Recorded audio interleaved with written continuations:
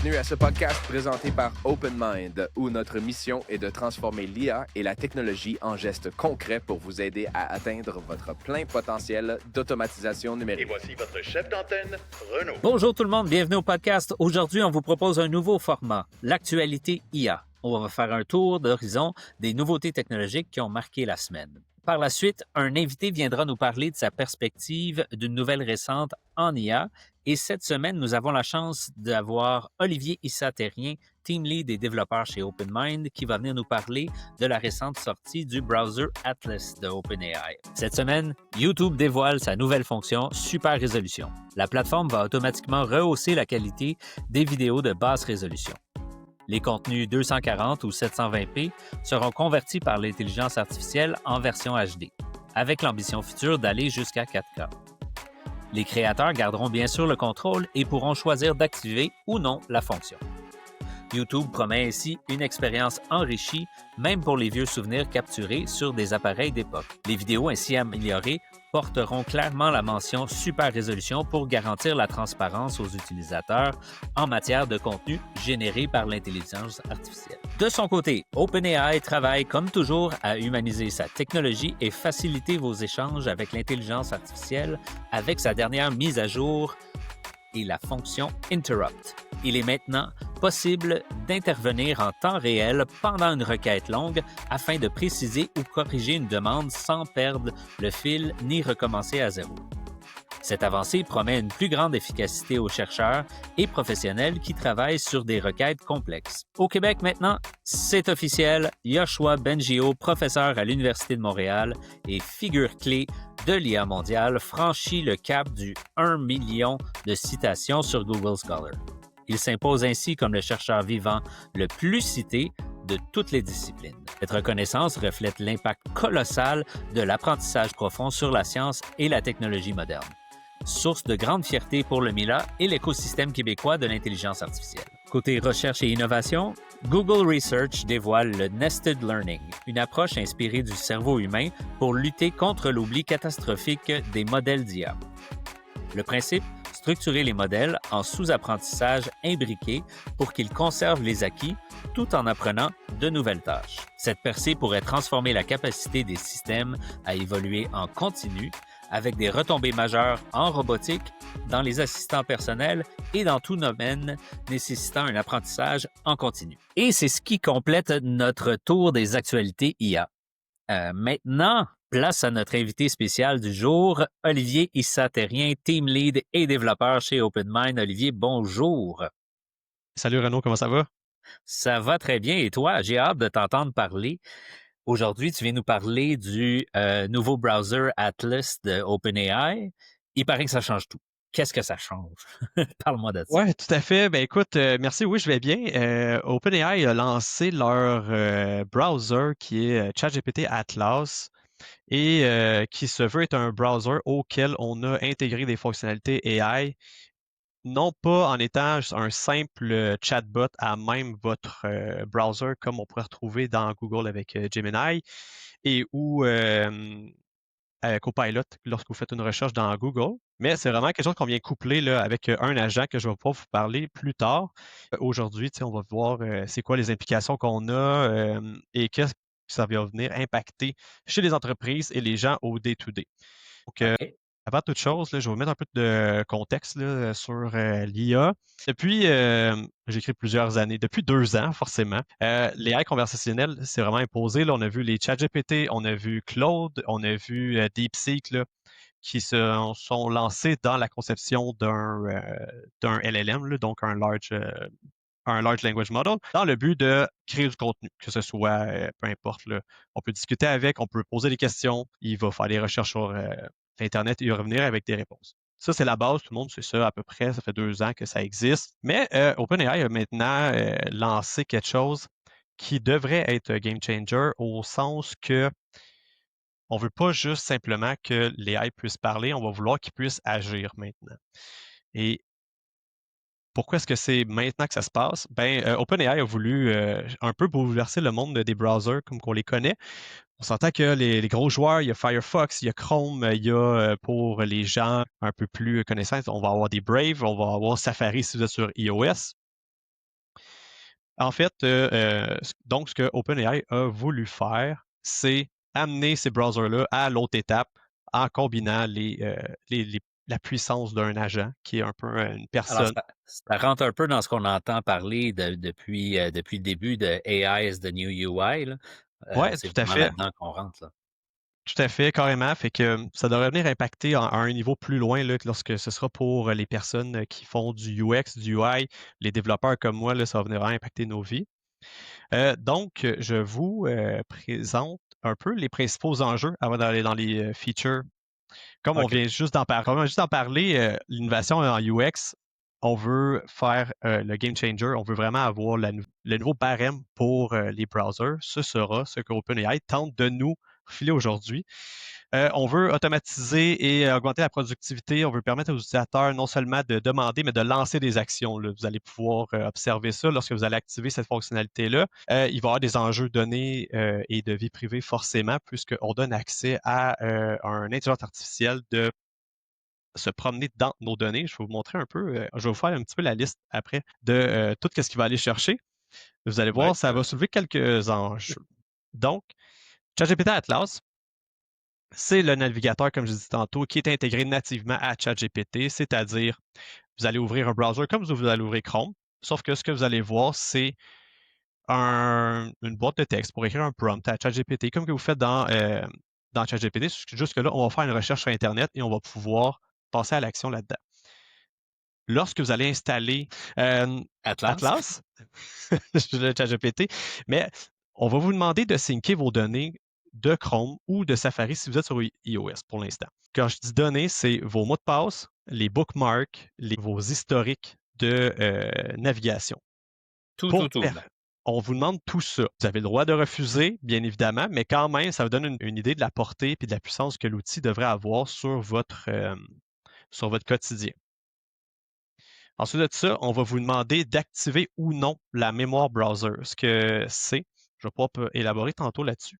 Mais grosso modo, toutes vos recherches que vous allez avoir faites et toutes les tables ouvertes, quand je dis une table, c'est un onglet Chrome normalement, ça va permettre à l'AI de garder ça en mémoire et de pouvoir y faire référence plus tard. C'est-à-dire que, admettons que vous magasinez, je vais prendre un exemple, vous magasinez un casque d'écoute. Ben là, vous ouvrez plusieurs tables, vous regardez les reviews, vous regardez plein d'affaires. Puis là, vous n'avez comme 4-5. Ben, plus tard, lorsque vous allez revenir dans votre Atlas, vous allez pouvoir demander à Atlas, peux-tu me ressortir les 5 meilleurs headsets et ou juste peux-tu me ressortir les 5 headsets qui ont été ouverts sur ce browser-là, puis il va toutes les réouvrir sur la même page que tu étais pour pouvoir faire ça. Donc, c'est ça qu'on appelle un peu la mémoire du browser. Avec ces liens-là, ou disons ces items-là, vous allez pouvoir faire des références à un historique en particulier lorsque vous allez faire vos prompts à ChatGPT. Fait que de la même manière qu'on fait pour les habitués, on fait à commercial, on entre un lien et ChatGPT lance une recherche vers ce lien-là, mais vous allez pouvoir faire à commercial ou right-click, là, j'ai oublié le raccourci, mais vous allez pouvoir faire une référence à vos historiques, comparer, dans mon exemple, mettons les cases d'écoute, dire hey, j'ai regardé celui-là, quels sont les reviews autres que sur Amazon, admettons. Là. Fait qu'il va pouvoir aller crawler le web, pour aller checker, mettons, les vidéos YouTube, les gens qui présentent ce type de produit-là, puis toujours dans un but de t'offrir une meilleure Là, non expérience. seulement il recherche le web, mais il recherche dans mes recherches pour que je puisse revenir à. Me semble que j'en avais vu un, je me rappelle plus c'était quoi. Puis là, il pourrait le ressortir. Oui, tout à fait. Donc, c'est toujours dans le but d'avoir votre assistant personnel qui vous fait des suggestions, qui vous aide dans votre vie au day-to-day. Donc, c'est un peu ça qu'on vient faire là, avec Atlas en termes de fonctionnalité directement au browser. Petite feature un peu moins percutante, disons. Euh, Juste votre curseur, admettons, dans Atlas va devenir un collaborateur au sens où lorsque vous allez sélectionner du texte, automatiquement, vous allez pouvoir ouvrir une boîte de discussion là-dessus, poser des questions sur juste votre sélection de texte, admettons. Avec votre curseur, là, mettons, on sélectionne du texte. C'est le genre de truc qu'on va pouvoir faire avec Atlas maintenant. J'en profite pour dire, il a été Alors, lancé là, plus sur besoin de perdre tout macOS. ce temps-là à faire du copy-paste. Ce fameux 10 secondes-là qui va pouvoir être récupéré. Mais là, je devine que c'est des recherches en contexte, là, comme si je regarde une page sur les processus d'entreprise, ben là, je peux aller juste highlighter un terme que je ne sais pas c'est quoi, puis il va pouvoir me trouver, puis aller plus loin. C'est Exactement ça. J'y allais dans les fonctionnalités distinctives de Atlas. C'est qu'effectivement, lorsque vous êtes sur une page web, il a accès non seulement, il y a des options pour ça, il faut dire, à ce qu'il puisse voir le contenu de l'écran complètement, ou bien on fait simplement lui dire, est-ce que ben pas, on peut lui dire, on peut seulement activer la fonctionnalité où il ne voit pas l'écran et c'est seulement les caractères qu'il voit. Donc, le OK. contenu de la page web au sens HTML, admettons, si on comprend. Qui ne verrait pas, disons, le layout ou les photos. En fait, il va probablement pouvoir voir la photo parce qu'il l'a vu dans une balise HTML, admettons. Donc, on aurait les données de cette photo-là. Mais il n'y aurait pas peut-être tout le contenu peut-être un peu plus dynamique qu'il verrait. Ça, il y aurait plus de difficulté à le OK. voir, considérant que ce serait peut-être du code de JavaScript qui serait exécuté. Puis il y aurait peut-être plus de difficulté à l'interpréter. Ensuite de ça, euh, bon, évidemment, ça vient avec la barre latérale ChatGPT dans le navigateur. Donc, c'est à partir de là que tu vas venir poser tes questions sur le contenu que tu vois, faire référence à tes anciens historiques, etc. Ça va te permettre là, de poser des questions sur tout l'historique que tu as eu ou autre chose. Ce qui m'amène à j'en ai parlé un peu tantôt, j'ai glissé ça, l'agent ChatGPT. Oui, ben oui. Quand je vous ai dit que l'AI maintenant ne voulait pas simplement avoir des conversations, il voulait maintenant agir, ben ChatGPT a lancé à peu près en même temps que Atlas le mode agent, que ce soit à même ChatGPT, dans leur site conversationnel ou dans Atlas. Dans Atlas, il est intégré directement. Je vais parler de ChatGPT juste pour mentionner. Il y a un mode maintenant à côté du plus lorsque vous tapez votre texte. Il y a un mode qui s'appelle le Agent Mode. Ça vous permet de donner le contrôle de votre ordinateur à ChatGPT pour qu'il puisse prendre des actions. D'où le OK. terme agent. La grosse différence entre un agent et un IA, c'est que l'agent, ce que tu veux qu'il fasse, c'est il va prendre des actions, sans dire sans ton consentement, là, mais de manière plus autonome. OK. Ce qui fait en sorte que tu as envie de te booker un voyage et tu n'es pas trop sûr de savoir où aller, ben, tu pourrais faire ta recherche avec ChatGPT. Hey, base-toi sur l'historique que j'ai eu dernièrement, sur mes intérêts que tu vois et quel pays est-ce que je devrais aller visiter et book-moi un billet d'avion. L'agent, il va aller regarder ton historique et ensuite de ça, ce qu'il va aller faire, il va aller checker les meilleurs billets d'avion. Et par la suite, ce qui va se passer, il va le booker. Là, on s'entend, ça prend tes données de carte de crédit. Donc, petit conseil que je donnerais, petit conseil maison, donnez pas tout de suite vos informations de carte de Oui, non, crédit ça me semble épeurant. à J'ai un peur agent. d'envoyer ChatGPT en vacances à ma place, là. Ben, exactement. Là, peut-être qu'il va booker un 5 étoiles de luxe alors que tout ce que tu as besoin, c'est quelque chose de plus simple, disons. Mais c'est ça qui en est pour l'agent de base, en fait. Il y avait aussi une autre fonctionnalité vraiment, vraiment bien que j'avais vue, en fait, c'est qu'à chaque fois que tu visites une page web, tu vas aller à Barcelone, admettons. Si tu t'en vas sur une page de Barcelone, puis tu peux dire où, plus précis que ça, sur un hôtel, tiens, à Barcelone, et tu pourrais query Atlas, l'agent, et demander est-ce qu'il y a une station de métro pas loin? Est-ce qu'il y a du transport en commun? Fait qu'il va être capable d'aller crawler un peu tout ça, puis te dire oui, il y en a une, elle est à telle place.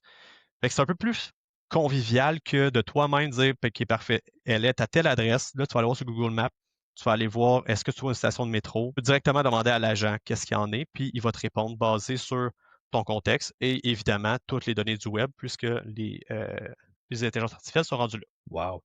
Puis là, les possibilités de vacances sont vraiment le fun, mais il y a aussi beaucoup de possibilités en entreprise. Je pense, tu sais, je le vois déjà, de pas seulement aller sur la page de clients possibles ou de compétiteurs possibles, mais vraiment aller plus loin, puis chercher, puis corréler les données. Bien, évidemment, c'est sûr qu'on peut aller faire ça avec, bien évidemment, le agent mode, qu'est-ce qu'on peut faire qui peut paraître un peu risqué encore une fois, à y faire avec, disons, surveillance.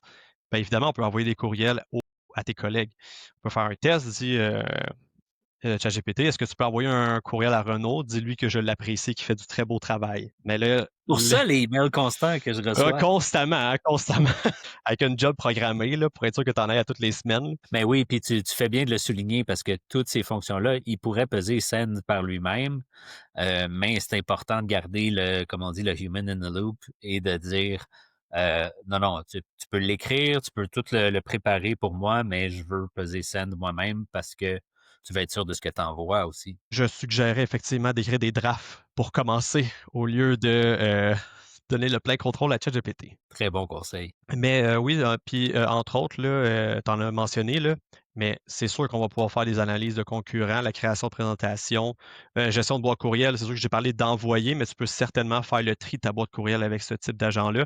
C'est sûr qu'il y en a d'autres, des compétiteurs comme Copilot le fait déjà, peut connecter à ta suite Office là, de manière, sans dire plus sécuritaire, mais de manière autant contrôlée qu'on pourrait le retrouver. Et comme toujours, je pense que le conseil à donner, c'est que si vous n'êtes pas sûr de comment le prendre, demandez-lui. Right? Oui, toujours. Demandez à ChatGPT qu'est-ce que tu ferais avec cette page-là pour m'aider ou qu'est-ce que tu ferais avec cet enjeu-là. Puis il va pouvoir te proposer des listes d'agents qui pourront t'aider. Ben oui, mais toujours, là, tu sais, ChatGPT, ce que j'aime bien faire, là, c'est oui, là, dans mon rôle à moi, qu'est-ce que tu me suggérais que je pourrais faire comme développeur? Mais après ça, je peux lui donner un autre tâche en tant qu'un autre rôle pour dire qu'est-ce que tu améliorerais, mettons, en tant que code reviewer.